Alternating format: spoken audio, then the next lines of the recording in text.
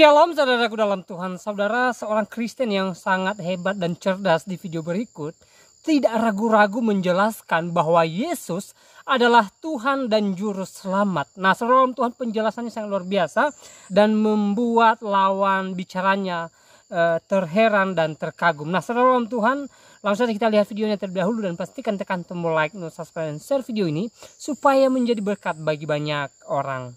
Ya, maka kita akan mulai dari penjelasan mengenai Allah Tritunggal. Seringkali teman-teman dari Islam itu selalu menyatakan Tritunggal itu adalah Allah yang tiga. Padahal Tritunggal itu sebenarnya sudah dikatakan oleh Santo Agustinus bahwa Tritunggal adalah suatu konsep, bukan memahami Tuhan itu seperti apa, tetapi bagaimana Allah. Makanya Santo Agustinus itu mengatakan di dalam suatu yang dikutip juga dalam Katekismus Gereja Katolik nomor 230 bahwa kalau engkau memahaminya, ia bukan lagi Allah. Maka Tritunggal ini adalah konsep kebagaimanaan Allah dalam kapasitas maksimal dalam manusia. Oke, dalam kekristenan konsep Tritunggal ini bukan baru ada pada saat kekristenan didirikan, atau bahkan seperti tuduhan-tuduhan dari oknum-oknum yang mengatasnamakan dia adalah mu'alaf, ya, yang mengatakan Tritunggal baru ada pada saat Konsili Nikea. Sebenarnya tidak. Tritunggal itu ada, bahkan dalam perjanjian lama dan perjanjian baru. Mungkin nanti kita akan ke ranah situ ketika sudah menyelesaikan prolog atau mungkin pembukaan ya, buat statement clear ini aja. Nah, kalau kita melihat dalam hakikat Allah Tritunggal Maha Kudus, ini berbicara tentang Allah yang esa. Kita tidak pernah menyembah Allah yang tiga. Nah, hanya kita ambil dalam suatu kalimat bahwa Yesus yang adalah pribadi kedua dalam Allah Tritunggal itu dikatakan aku dan Bapa adalah satu. Satu dalam hakikat. Maka kata Tritunggal yang meskipun dikeluarkan oleh Tertullianus yang dianggap oleh teman-teman Islam itu kafir, keluar dari kekristenan, tetapi konsepnya kemudian tetap komitmen, konsisten oleh bapak-bapak gereja, ditekankan bahwa Allah Tritunggal, Bapa, Putra, dan Roh Kudus adalah tiga pribadi dalam satu hakikat. Yang artinya una substantia tres persona diserentiam et separati. Nah, ini sebenarnya agak unik ya, karena di dalam kepercayaan teman-teman Islam sendiri juga ada semacam kata-kata tri ini. Meskipun memang berbeda. Trinitas ini adalah tiga dalam kesatuan, sementara dalam Islam itu ada namanya trilogi tauhid atau tri tauhid. Yang tadi Uni sempat katakan itu ada uluhiyah, rububiyah, dan sebenarnya ada satu lagi, asma wa sifat ya. Itu adalah tri tauhid dan Tritunggal. Nah, sebenarnya kalau kita memahami kata-kata Tritunggal ini ada di dalam bagaimana Yohanes itu menuliskan dalam Injilnya, Yohanes 1 ayat 1, pada mulanya adalah firman, firman itu bersama-sama dengan Allah dan firman itu adalah Allah. Maka ini adalah satu konsep yang kita memandang ini sebagai pribadi kedua dalam Allah Tritunggal, yaitu firman Allah, yang kemudian kita pahami menjadi daging, yaitu Yesus Kristus. Firman Allah atau konsep hologos ini dipahami oleh teman-teman Kristen atau teman-teman secara general, ini adalah akal budi Allah, hikmat dan kebijaksanaan Allah. Dimana kalau kita melihat dalam perjanjian lama bahwa sudah ada keyakinan tentang Tritunggal itu. Seperti di dalam Mazmur 33 ayat 6 yang menyatakan oleh firman Tuhan langit telah dijadikan, oleh napas dari mulutnya segala tentaranya. Maka Yesus yang hakikatnya adalah firman Allah ini adalah pencipta langit dan bumi juga. Seperti yang dikutip dalam Yohanes 1 ayat 3. Segala sesuatu dijadikan oleh dia dan tanpa dia segala sesuatu yang dijadikan tidak akan jadi dari yang telah dijadikan. Maka ini suatu konsep yang memang tadi saya katakan, saya sudah statement bahwa konsep Tritunggal bukan baru ada pada saat Konsili Nikea, bahkan dalam perjanjian lama sudah ada. Nanti kita akan bawa dari Targum ya, dari beberapa Targum. Kemudian juga di dalam perjanjian baru, Yesus juga pernah berkata di dalam Yohanes 11 ayat 27, semua telah diserahkan kepadaku oleh Bapakku dan tidak seorang pun mengenal anak selain Bapa dan tidak seorang pun mengenal Bapa selain anak dan orang yang kepadanya anak itu berkenan menyatakannya. Nah, ini adalah suatu konsep pengenalan diri Allah. Dalam perjanjian lama Allah memperkenalkan dirinya melalui perantara nabi-nabi, maka pada zaman akhir ini seperti yang terkutip dalam Ibrani 1 ayat 3, Allah menyatakan dirinya melalui perantaran anaknya yang telah ia tetapkan sebagai ahli waris segala sesuatu, yaitu Yesus Kristus. Dan ini sebenarnya nanti kita akan komparasikan dengan Islam, bagaimana Allah itu memperkenalkan dirinya yang adalah wahdatul wujud, memperkenalkan dirinya yang adalah goibul guyub kepada salah satu entitas yang nanti kita akan pertanyakan kepada Uni Rifa mungkin ya. Dan ini adalah konsep yang menyatakan bahwa Yesus itu ada bersama dengan Allah dan sehakikat dengan Allah, dan dia adalah pantulan cermit dari Allah Bapa yang tidak terlihat. Makanya dalam Yohanes 1 ayat 18 dikatakan tidak seorang pun pernah melihat Allah, tetapi anak tunggal Allah yang ada di pangkuan Bapa dialah yang menyatakannya. Kalau konsep Tritunggal ini tidak dapat dipisahkan. Kenapa? Sekalipun ada orang di luar sana yang menyatakan kalau Yesus adalah firman Allah menjadi manusia, harusnya firman itu tidak ada di dalam diri Allah. Ini adalah salah. Apa? Karena seperti pandangan dari Ahlussunnah wal Jamaah bahwa kalam Allah ketika menjadi Al-Quran itu tidak terpisah dari Allah. Itu nanti kita akan tampilkan lagi buktinya. Sekian dari saya mengenai Tritunggal. Mohon maaf ya, silahkan dilanjutkan. Oke. Sorry ya, Joseph, tidak, sebenarnya saya agak kecewa ya. Saya berusaha tadi untuk membahas agama saya saja, tapi Joseph sepertinya menginginkan lebih dari itu karena dia sudah mulai menyinggung Al-Quran. Padahal saya tidak sama sekali menyinggung Bible tadi, tapi nggak apa-apa. Saya suka sebenarnya hal ini ya. Baik, kita langsung saja tanding ulang. Oke. Ini baru nih ya. Kalau prolog itu sebenarnya agama kita aja sih. Oke, Joseph membawa mencoba saya menangkap ada coba mencari remis dengan mengatakan kalam Allah segala macam. Nanti saya akan bahas itu. Tapi saya lebih ingin teman-teman tahu. Saya membuat statement bahwa kalau dalam Trinitas kebagaimanaan Allah, maka Joseph secara terang-terangan telah mengatakan bahwa yang terkonsep di sini adalah Tuhannya. Trinitas adalah Tuhan yang terkonsep, bukan bagaimana cara memahami Tuhan, bukan. Tauhid bagaimana cara memahami Allah. Tauhid uluhiyah, tauhid rububiyah, tidak ada yang mengatakan bahwa uluhiyah adalah rububiyah dan sifat itu adalah satu pribadi, tiga pribadi yang berbeda, sementara mereka sama-sama Allah. Inilah kenapa bahasa Indonesia itu harus dipahami secara benar. Kalau sifat Allah, katakan sifat Allah, jangan katakan sifat Allah adalah Allah. Ujung-ujungnya nanti apa? Idung Rifa adalah Rifa. Jangan katakan seperti itu. Umat Islam itu secara dalil sangat-sangat eksplisit. Mari kita bahas tentang kalam Allah nanti kita akan bahas di situ ya. Nah, kalau menurut Joseph bahwasanya ajaran Perjanjian Lama sudah ada konsep tauhid, orang yang paling pertama sekali yang memahaminya itu adalah Bani Israel. Konsep Trinitas sendiri saya menemukan sebuah data teman-teman ya. Ini data yang harus saya tunjukkan dari Katolisitas sendiri. Bentar ya. Oke, teman-teman, mungkin minta waktu sedikit ya. Oke. Mana dia ya? Aku lupa menggasi warna. Oke, kita kasih dulu data tentang tauhid ajaran Nabi Muhammad SAW dulu ya. Bentar, teman-teman ya. Oke, sabar. Data aku terlalu banyak, guys. Sampai nggak tahu lagi kesimpan di mana barusan itu. Aduh, habis waktu aku. Oke, galeri SS, mana tadi SS-nya? Nah, ini dia. Oke, ini ya. Jadi kata tauhid itu adalah pengajaran dari Nabi Muhammad SAW, bukan sesuatu yang ada muncul di abad ketiga ya guys. Tapi diklaim ada di Perjanjian Lama, padahal secara eksplisit tidak ada ya. Mari kita bahas ini. Nabi Muhammad di sini mengumumkan ya. Maka Abu Dzar berkata, demi zat yang jiwaku berada di tangannya, sungguh aku akan umumkan kalimat tauhid. Satu dalil ya tentang kalimat tauhid. Yang kedua, artinya kalimat tauhid itu tidak hadir ketika Rasulullah sudah wafat, tapi di tangan Rasulullah, di lisan Rasulullah lah kata tauhid itu diajarkan. Bagaimana dengan Trinitas? Siapa yang pertama sekali mengajarkan Trinitas? Nanti Joseph tolong dijelaskan ya. Kalau dikatakan bahwa Mazmur itu asumsi teologi dari Kristen yang mengutip kitab Perjanjian Lama dengan mengatakan Trinitas ada, karena Trinitas itu bukan produk Alkitabiah ya. Nah, mari kita lihat. Kalau kita lihat di sini Rasulullah SAW dalam hadis sahih ya, ijma para ulama mengatakan hadis ini sahih. Di sini Nabi Muhammad lagi-lagi mengajarkan mentauhidkan Allah ya. Di sini tad'uhum ila ayyuhadu wallah ya. Ayyuhadullah. Di sini kita diperintahkan mentauhidkan Allah ya, itu satu. Nah, sekarang kita bahas tentang definisi kata tauhid dalam perspektif Islam, bahwa artinya satu, tunggal, tidak ada definisi lainnya. Kalau kita bicara bahwa Allah memiliki sifat, Allah memiliki kehendak, itu bukan berarti kehendak adalah Allah. Jangan gunakan konsep-konsep wahdatul wujud yang tidak pernah diajarkan baginda Rasulullah Muhammad SAW, dan jangan paksakan ketika ada konsep tentang wahdatul wujud sekalipun lalu dikatakan itu mengeneralisir adalah paham semua umat Islam memahami bahwa Allah itu adalah seperti konsep wahdatul wujud, bahwa semua ini adalah penjewantahan Allah. Ya, kami umat Islam ini merujuk kepada ijma para ulama.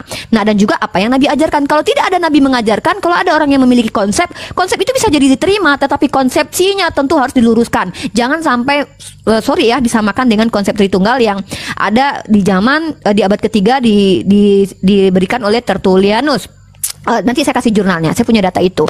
Nah, kemudian teman-teman juga harus paham ya. Penekanan saya di sini adalah saya mencoba menjelaskan apakah tauhid ini adalah ajaran yang dari Nabi Muhammad. Siapa yang membawa ajaran ini? Saya buktikan bahwa ini baginda Rasulullah dalam Sahih, dalam kitab Imam Bukhari ya, bahwa di sini dinyatakan bahwa tauhid itu sudah diajarkan Nabi Muhammad. Sementara Yesus pernah tidak mengajarkan Tritunggal. Itu kita merujuk dulu, benar nggak ajaran ini pondasinya berasal dari sumber ring satu kita? Kalau kami umat Islam bisa tunjukkan, saya tunjukkan 3 dalil tentang Rasulullah mengajarkan tauhid itu ya, bukan sesuatu yang diada-adakan 300 tahun setelah Rasulullah wafat kemudian. Kemudian, apakah tauhid itu adalah konsep yang muncul dalam Al-Quran? Dasarnya eksplisit di Al-Quran dari kata ahad dan juga kata al-wahid. Interpretasinya tidak bermacam-macam, tidak ribet, tidak berpolemik, bahkan tidak terpecah-pecah menjadi ribuan denom tentang memahami tentang tauhid ini ya. Nah, kalau kita bicara tentang bidat, maka kita kembali kepada ijma para ulama yang memiliki dasar. Kalau ada satu golongan yang memiliki pemahaman yang berbeda tentang tauhid, maka kita lihat dasarnya apa. Ketika mereka berkata tauhid, perspektif mereka berbeda dengan tauhid perspektif para ulama yang telah membuatkan ijma bahwa tidak ada perbedaan antara ulama manapun terkait tentang pemahaman tauhid. Saya akan kasih data. Joseph jangan kencang-kencang bicara biar saya dapat tangkap poin ya, karena kita masih banyak waktu sebenarnya. Jadi pelan-pelan saja. Saya masih tetap di penegasan di bagaimana cara memahami tauhid, dari siapa pengajaran tauhid, dan landasannya apa ajaran tauhid itu. Nah, tadi Joseph sudah membawa beberapa dalil, dan saya mohon nanti pertanyaan-pertanyaan tentang dalil itu lebih ditekankan nomor ayatnya, dan saya juga akan tunjukkan hadis yang saya bawa biar kita bisa mengkritisi ayat atau hadis yang kita bawa. Oke? Tadi saya sempat catat tuh Mazmur 6:33, benar nggak? Mazmur 6:33. Mazmur 33 ayat 6. Kan makanya kecepatan, jadi saya nggak bisa catat, padahal saya catat tuh Mazmur 6:33 saya tulis ya. Saya mau lihat dulu ayat ini ya, Mazmur 33 ayat 6 Ya. Oke. Sudah boleh saya berbicara. Kita langsung ini dulu, tanding ulang. Bentar. Bentar sebelum Joseph kan ngomong cepet tuh, saya harus ini dulu. Uni juga dari tadi ngomong cepet, tapi saya nggak protes, tapi nggak apa-apa lah. Enggak, tapi poin saya jelas, agama saya yang saya bahas gitu loh. Kalau Joseph sudah mulai agak tipis-tipis ya, karena saya pikir kita tidak berdebat, tapi nggak apa-apa. Kalau Joseph lebih suka debat, Uni juga suka gitu. Silakan. Kita tanding ulang ya. Kita ini ya. Saya suka malahan. Ya. Oke. Oke, 1, 2. Langsung strike to the point aja. Oke, 1, 2, 3. Yeah. Saya catat nih, saya coba untuk catat. Ya, oke. Ada beberapa miskonsepsi ya. Kalau dikatakan bahwa Tritunggal itu adalah konsep Tuhannya terkonsep, maka dalam tauhid juga Tuhannya terkonsep. Kalau Uni Rifa hanya menunjukkan suatu hadis yang mengatakan Rasulullah mengajarkan tauhid, saya mau mengatakan bagaimana yang Rasulullah ajarkan terkait tentang tauhid. Apakah Rasulullah mengajarkan seperti Imam Hasan Al-Asy'ari yang mengatakan tauhidnya Allah dengan 20 sifat? Seperti yang tadi sempat dinukil ya oleh Uni Rifa, teman-teman ada yang sadar atau tidak sadar mengatakan sifat Allah bukanlah Allah gitu. Kemudian apakah Rasulullah mengajarkan tauhid yang dikemukakan oleh Ibnu Taimiyah yang ada 3 itu, 3 tauhid itu, yaitu tauhidnya Salafi yang dituduh oleh Wahabi itu sebagian besar Ahlussunnah wal Jamaah, yaitu tauhid rububiyah, tauhid uluhiyah, dan tauhid asma wa sifat. Mana yang Rasulullah ajarkan? Atau Rasulullah mengajarkan seperti tauhidnya Maturidi? Nah, ini saya mau membuktikan data nih, mau tanya dulu datanya dari mana. Yaitu kan Uni ya, saya nggak mau tampilkan data. Kemudian terkait tentang beberapa ajaran dalam kekristenan bahwa Bapa, Putra, dan Roh Kudus itu bukan sifat. Maka ketika mengkomparasikan bahwa sifat Allah bukanlah Allah, itu tidak jauh seperti pada saat Imam Al-Ghazali menyatakan Tritunggal bukan syirik. Tapi sayangnya Imam Al-Ghazali hanya sampai kepada pemahaman Bapa, Putra, dan Roh Kudus adalah sifat, bukan pribadi. Sayangnya lagi-lagi Islam itu selalu pleset ya ketika menyerang akidah kekristenan, menganggap orang Kristen menyembah selain Tuhan atau menyekutukan Tuhan, tapi mereka meleset ya. Sekelas Imam Al-Ghazali juga meleset memahami Tritunggal bahwa Tritunggal bukanlah sifat, melainkan pribadi, Bapa, Putra, dan Roh Kudus dalam satu hakikat. Kemudian tadi saya ingin menjawab ya, bagaimana Uni bertanya, apakah Yesus mengajarkan Tritunggal? Of course, Yesus mengajarkan Tritunggal. Yohanes 5 ayat 23, Yesus mengatakan, supaya barang siapa menghormati anak, ia menghormati Bapa. Barang siapa menghormati anak, ia sudah menghormati Bapa. Makanya orang Kristen tidak bisa menyembah Tuhan itu dengan terpisah seperti Ahlussunnah Asy'ariyah yang menyembah Tuhan dengan sifat-sifat 20-nya. Kalau Tuhan nggak punya sifat 20, maka Tuhannya bukan Tuhan, gitu kan gitu. Kalau kita nggak pernah menyifatkan Tuhan. Nah, kita tampilkan ini data. Kalau data saya dari buku Pengajaran Iman Katolik, nanti kita akan buka dari buku-buku Islam ya. Ini ada Pendobaan Teologi Ahlussunnah Al-Jamaah, ya, Aqidah Asy'ariyah. Lalu juga ada dari Salafi seperti yang Uni Rifa mau katakan ya. Oke, kita kesini dulu. Bagaimana konsep Tritunggal itu ada di layar ya, Tritunggal Maha Kudus. Ya, Trinitas.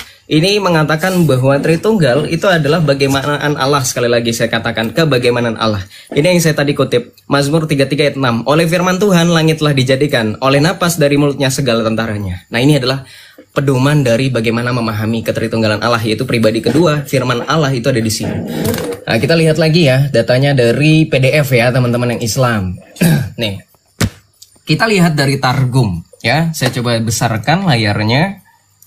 Oke, ini ada dari Targum ya. Ini bahasa Inggris, mudah-mudahan teman-teman bisa mengerti ya. Ini dari Rabbi Sfinasi. Saya nggak tahu pronunciation ininya gimana ya, tapi dia mengquotes ya Jerusalem Targum yang mengatakan, and the word of the Lord said unto Moses ya. Word of the Lord ini adalah firman dari Tuhan. Ya, kemudian kita lihat lagi dalam targum-targum yang lain, misalkan ya di dalam Mika 5 ayat 2 ini dikatakan dalam targum Jonathan, and you Bethlehem Ephrata, you who were too small to be numbered among the thousand of the house of Judah, from you shall come before me the Messiah. Nah, ini adalah targum dari Jonathan. Kemudian dalam targum Neofiti yang pertama dalam kejadian pasal 1 dikatakan from the beginning by means of the firstborn son, ya, firstborn son. Ini artinya firman yang keluar dari dalam diri Allah. Apakah ada kesenambungan dalam perjanjian baru? Ada. Kita lihat di sini. Ya, dari buku yang saya juga katakan di sini ada dalam nih, ya. Nih. Mana ini? Ya, Yohanes 8:42 ya. Kata Yesus kepada mereka, jikalau Allah adalah Bapamu, kamu akan mengasihi aku sebab aku keluar dan datang dari Allah. Dan aku datang bukan atas kehendakku sendiri, melainkan Dialah yang mengutus aku. Clear? Ya, Targum Neofiti mengatakan the firstborn son. Ini mengatakan Yesus mengatakan dia datang dan keluar dari Allah. Makanya dalam pengakuan iman rasuli kami dikatakan bahwa Yesus firman Allah itu dilahirkan oleh Bapa sebelum segala abad. Nah, kata dilahirkan itu menekankan bahwa firman itu berasal dari diri Allah, bukan berarti Allahnya ngelahirin seperti wanita gitu ya. Kemudian tadi Allah sifat dan kehendak. Saya mau nanya, kehendak Allah bukanlah Allah itu pemahaman dari mana, Uni? Saya minta itu kehendak Allah bukanlah Allah, ini pemahaman dari ulama mana? Saya mau tanya. Oke, tanding. Oke, di sini teman-teman ya, ini saya ambil dari jurnal ini teman-teman ya, dari Sekolah Tinggi Teologia Jeffrey Joseph. Kalau tidak menerima ini nggak apa-apa ya, saya tidak masalah. Tapi coba kita bawa perspektif ini. Istilah Tritunggal memang tidak pernah muncul dalam Alkitab. Istilah ini pertama kali dipakai oleh Tertullianus tahun 166 sampai 220 Masehi pada abad ketiga sepanjang sejarah gereja. Nah, kemudian kebenaran ini terus dipersoalkan. Tidak hanya pada abad permulaan, kebenaran ini telah mendapat tantangan. Di zaman sekarang pun banyak ajaran sesat menentang kebenaran ini, ya. Sampai ini masalah mereka ya, intern mereka. Kita tidak bahas intern mereka. Lalu Joseph tadi membahas tentang pertanyaannya, dari mana Uni mengatakan bahwa sifat Allah bukan Allah? Joseph, kalau sifat Allah adalah Allah, buat apa kata-kata sifat itu ada? Ini nggak usah pakai dalil Al-Quran. Kenapa? Ini bahasa Indonesia, Joseph. Ini bahasa Indonesia. Sifat adalah sifat, makanya jangan mudah mempelintir bahasa. Ketika bagian tubuh adalah tubuh, apakah tangan adalah rifa? Ketika tangan rifa, ketika bagian dari tubuh rifa adalah rifa, apakah tangan adalah rifa? Joseph, ini bahasa Indonesia. Makanya kesulitan saya diskusi dengan teman-teman Kristen adalah mereka sulit untuk memahami secara hakikat apa itu sifat Allah dan apa itu Allah. Allah memiliki sifat, sementara sifat Allah bukan Allah. Karena sifat Allah ya sifat Allah gitu loh. Sifat Allah itu berkata-kata. Apakah berkata-kata adalah Allah? Ini kan lucu nih teman-teman kita. Apakah mengasihi adalah Allah? Mengasihi adalah sifat. Jadi tolong jangan diperkodok bahasa Indonesia deh ya. Minta dalil lagi di Al-Quran, itu bahasa Indonesia coy ya. Astagfirullah, masa saya harus jadi guru PAUD ngajarin Joseph? Kan nggak mungkin dong. Ya, itu satu. Yang kedua, Trinitas. Saya bertanya kepada Joseph, di perjanjian lama, lalu Anda mengatakan bahwa ada rabi kok yang mengatakan bahwa segala sesuatu itu yang keluar dari Allah. Bukankah di kitab Anda tertulis segala sesuatu memang dari Tuhan? Emang dari Lucifer apa? Segala sesuatu memang dari Tuhan. Bahkan saya bisa menunjukkan nanti, saya dulu tentang dilahirkan. Bumi itu dalam kitab Mazmur juga dilahirkan. Nih, nanti dalilnya saya kasih ya teman-teman ya. Pak, aku ayat berapa? Oke, utang nanti aku bentar lagi ya, sesi kedua. Ini karena aku nggak sampai ke situ sebenarnya tadi.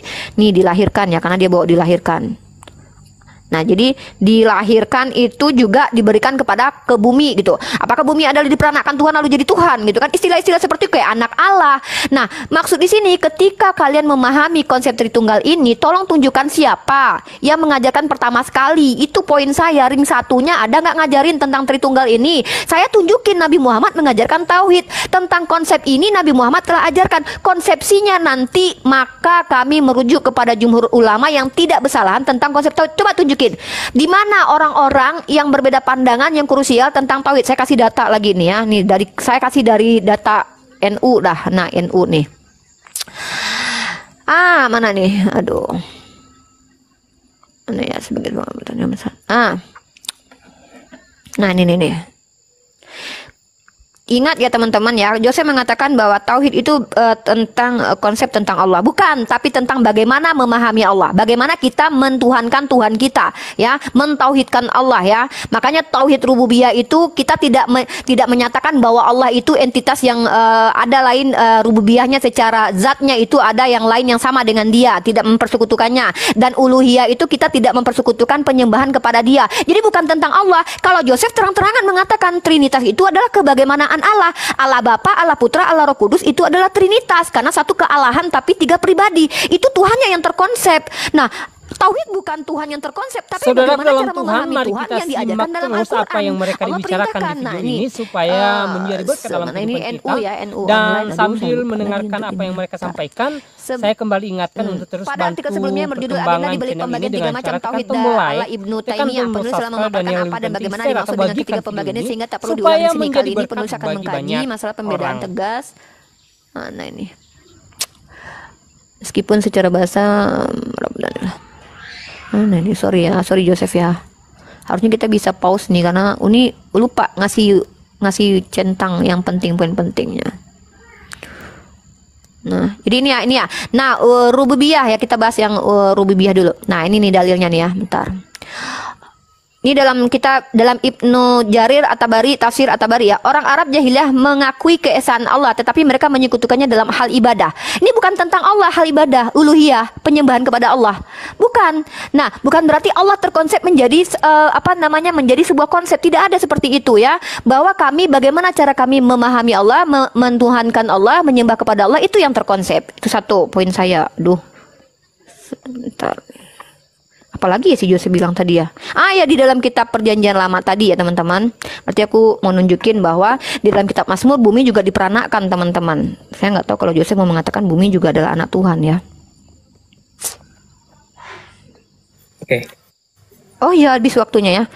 Bentar aku catat deh. Joseph kebanyakan sih Joseph sih ya, nggak poinnya nggak ini, jadi aku harus nyatat ini.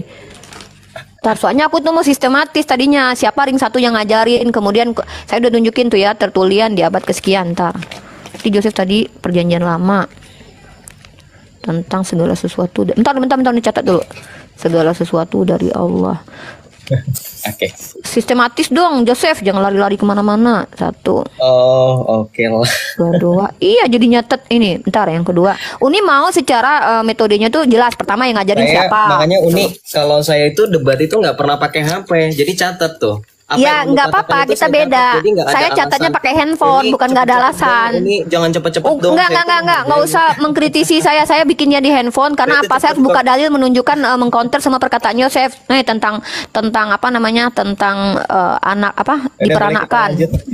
Bentar dulu, diperanakan. Datanya ada di Mazmur. Ini kan waktu saya. Belum kan belum dikandung ulang. Bentar dulu Joseph, ada 3 poin yang blunder Joseph tadi tentang diperanakan segala sesuatu dari Allah. Aku belum kasih dalil. Oke, itu targum tadi ya, sesuatu dari Allah. Oke, udah 3 poin dah. Udah mengkerucut di 3 poin ini. Ayo 1, 2, 3. Tambah lagi si Joseph nanti ini biar aku kasih data kamu nanti. Ya. Accept. Kok nggak bisa dipencet? Nah, oke. Ya, Masya Allah ya. Alhamdulillahirrabbilalamin, jazakumullah khairan katsir ya. Kalau Uni tadi menyatakan NU online itu sebagai sumbernya, maka kita lihat di sini apa yang ditampilkan NU online. Ini sebenarnya kan tadi teman-teman sempat melihat apa yang dikatakan oleh NU online di sini ya kan. Tadi sempat teman-teman lihat ada boldnya, ada tulisan boldnya. Ini makanya saya penasaran ya. Tulisan boldnya di sini agenda dibalik pembagian 3 macam tauhid ala Ibnu Taimiyah. Wah, sebenarnya kalau ini pakai data ini Uni bunuh diri nih. Kenapa? Di sini dikatakan. Kita baca set ini nggak usah, ini penjelasan Uni tadi. Set. Nah, di sini jelas ya. Yang menjadi objek sesungguhnya dari pembagian tauhid ini tak sesederhana itu, tetapi ada agenda tersembunyi di balik klasifikasi ini, yakni yang pertama, mengklaim bahwa mayoritas manusia bahkan seluruhnya sudah mengakui bahwa Allah adalah satu-satunya pencipta dan pengurus alam semesta, dan ini ditentang oleh Ahlussunnah wal Jamaah. Kemudian yang kedua, menuduh bahwa mayoritas ulama ahli kalam dan tasawuf, bahkan mayoritas kaum muslimin masih belum tauhid, dalam arti mereka masih belum menyerukan untuk menyembah Allah saja. Mereka dituduh masih dalam level yang sama dengan kaum musyrik di seluruh dunia, sebab mengabaikan apa yang mereka sebut sebagai tauhid uluhiyah yang menjadi misi para rasul. Yang ketiga, mempropagandakan bahwa lawan-lawan Ibnu Taimiyah dan para pengikutnya belumlah mengimani seluruh nama dan sifat-sifat Allah sebagaimana termaktub dalam Al-Quran dan hadis. Jadi intinya ketika Uni bawa data ini NU online loh Uni, NU online itu aswaja. Hati-hati. Dia justru mengkritisi pandangan dari tauhidnya Wahabi, tauhidnya Salafi. Ya, tauhid ini dikritik justru di sini. Nah, makanya bersyukurlah tadi Uni jujur ya. Lalu kemudian yang berikutnya. Ya, kemudian yang berikutnya ada beberapa poin yang Uni itu sempat jelasan itu kan saya catat di sini bahwa Uni itu mengatakan ya, kehendak Allah bukanlah kehendak Allah bukanlah Allah. Ini yang saya catat dari tadi. Nah, ini yang mau saya tanyakan, ini dalilnya bukan sifat Allah. Sebenarnya sifat Allah saya udah paham lah. Uni itu berpegang pada ajaran Salafi. Yang saya tanya itu kehendak Allah bukanlah Allah. Ini dalilnya di mana? Kalau kita lihat secara Imam Hasan Al-Asy'ari menyatakan di dalam kitab Al-Ibanah bahwa kehendak Allah ya adalah Allah. Iradahnya Allah adalah Allah, bagian dari diri Allah. Kalau misalkan ada Uni yang mengatakan kehendak Allah bukanlah Allah, saya minta itu dalilnya. Jadi itu yang saya pertanyakan. Kemudian yang kedua, permasalahannya tadi Uni berkata, mana ring 1 mengajarkan Tritunggal? Ring 1 itu kita sebut Yesus Kristus ya, dan para rasul. Nah, ini sebenarnya sudah sering ya. Ini adalah ayat andalan bagi teman-teman Kristen ketika mempelajari mengenai amanat agung dan juga ketritunggalan Allah. Di sini dikatakan di dalam Matius 28 ayat 19 sampai 20. Ini perikopnya pengutusan murid-murid, kita baca.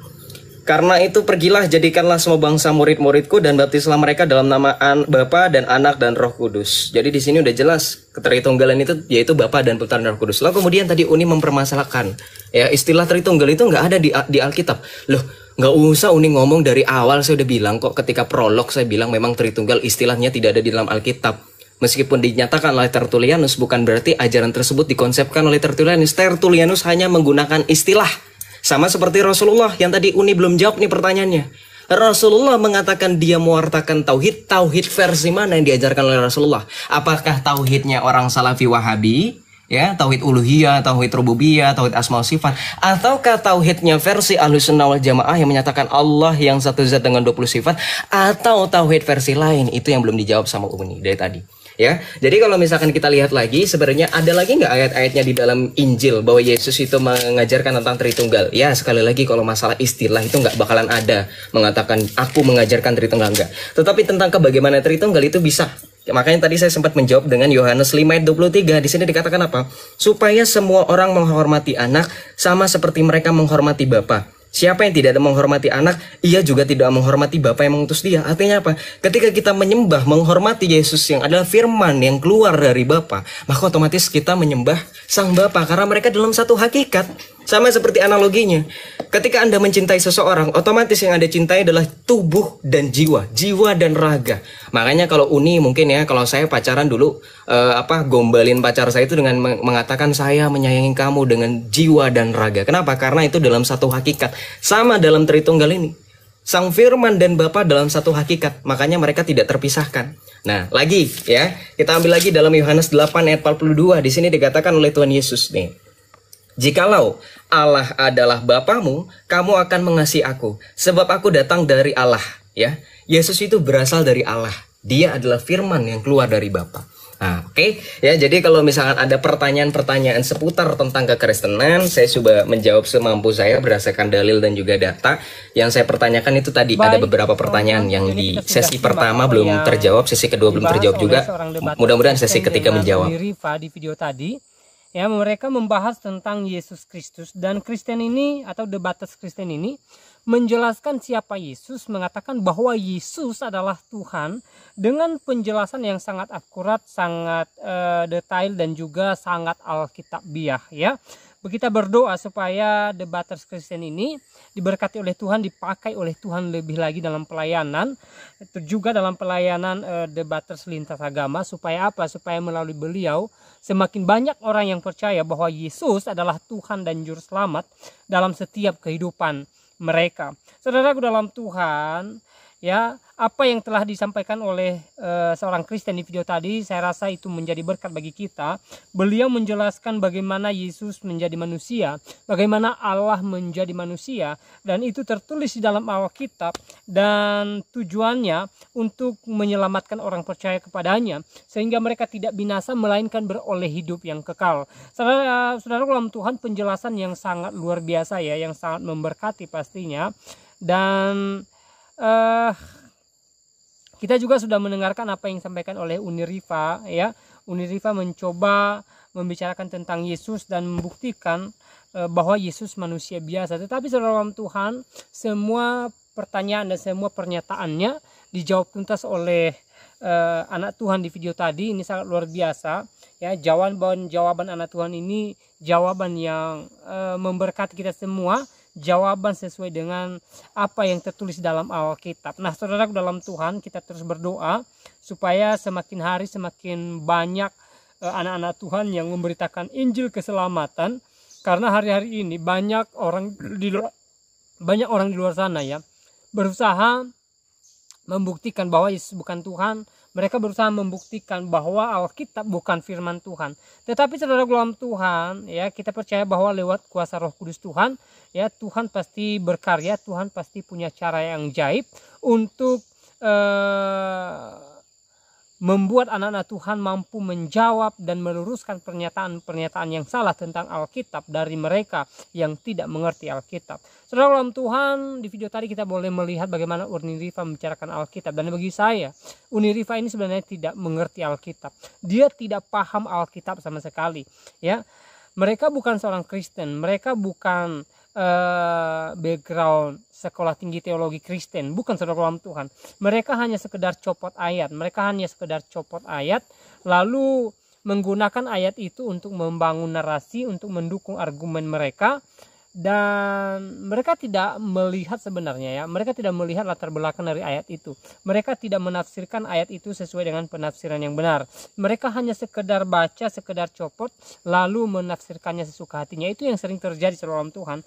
Tetapi sekali lagi kita bersyukur kepada Tuhan, di mana Tuhan menunjukkan kuasanya melalui kuasa Tuhan ya. Anak-anak Tuhan hari-hari ini dimampukan untuk menjawab dan meluruskan apa yang mereka sampaikan.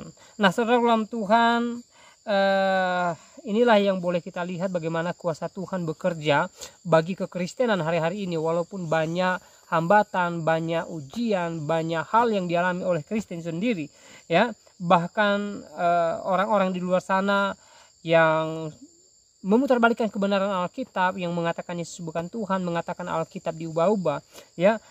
Tuhan berkarya sehingga hal itu tidak membuat anak-anak Tuhan meninggalkan Tuhan ya. Dengan adanya para apologet Kristen ya, Tuhan memakai mereka, Tuhan menaruh hikmat di hati mereka untuk meluruskan apa yang dunia sampaikan tentang Yesus. Lalu anak-anak Tuhan hari-hari ini dikuatkan, diteguhkan, dan tidak goyah ya dengan pernyataan-pernyataan yang tidak benar tentang Alkitab dan tentang Yesus Kristus ya. Nah, dalam Tuhan, tugas kita juga sebagai anak-anak Tuhan ya, kita juga harus terus mengumandangkan firman Tuhan. Kita harus terus memberitakan Injil keselamatan. Kita harus menyatakan kepada dunia bahwa hanya Yesus satu-satunya jalan keselamatan, sebagaimana Yesus sendiri mengatakan bahwa Dia adalah jalan dan kebenaran dan hidup. Tidak ada seorang pun yang datang kepada Bapa kalau tidak melalui Tuhan Yesus Kristus. Nah, saudaraku dalam Tuhan ya, Yesus juga mengatakan bahwa sorga adalah miliknya Dia, dan Dia berhak ya, membawa siapa saja yang Dia mau bawa, ke sorga yang dia sediakan. Itu dia sampaikan dalam Injil Yohanes pasal 14 ya. Di ayat lain juga kalau nggak salah di Injil Yohanes pasal 13 ayat 13 ya, sekali kejadian di mana murid-murid Tuhan Yesus memanggil Yesus sebagai Tuhan dan Guru. Dan saudara dalam Tuhan ya, saat itu Yesus tidak menolak ketika dia dipanggil dengan sebutan Tuhan ya.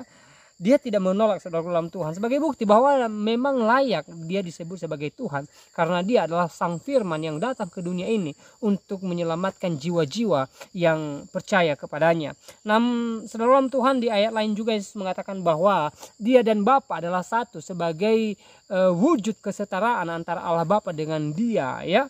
Kita tahu bahwa dalam kekristenan atau dalam Alkitab, Allah itu dikenal dengan 3 pribadi dalam satu kealahan, dan ini tidak dipahami oleh orang-orang di luar Kristen. Hanya orang Kristen yang bisa memahami tentang Tritunggal atau tentang Allah Bapa, Anak dan Roh Kudus, dan bagaimana ketiga pribadi ini satu dalam kealahan, satu dalam keesaan, dan mereka sama-sama menciptakan dunia ini. Nah saudaraku dalam Tuhan, sekali lagi mari kita terus memberitakan Injil keselamatan kepada orang-orang yang belum percaya. Entah mereka percaya atau tidak, itu urusan mereka dan itu karya Roh Kudus Tuhan. Kalau mereka percaya ya puji Tuhan, kalau tidak ya terserah mereka, tidak ada paksaan tentang itu. Tetapi dalam Tuhan tugas kita hanya memberitakan dan memberitakan ya.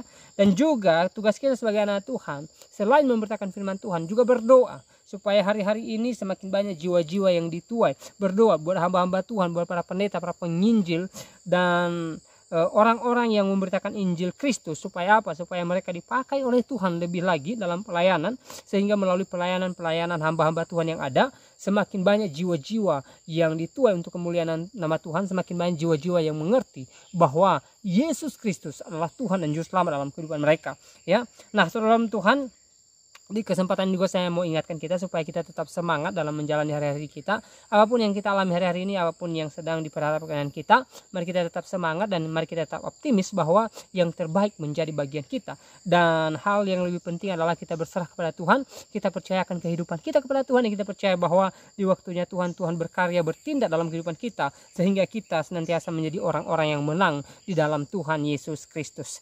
Nah saudara dalam Tuhan, saya tidak terlalu panjang lebar menyampaikan pesan melalui video ini. Semoga video singkat ini memberkati kita, menguatkan iman kita, dan membuat kita bersuka cita, dan kiranya Tuhan Yesus Kristus memberkati kita sekalian. Shalom.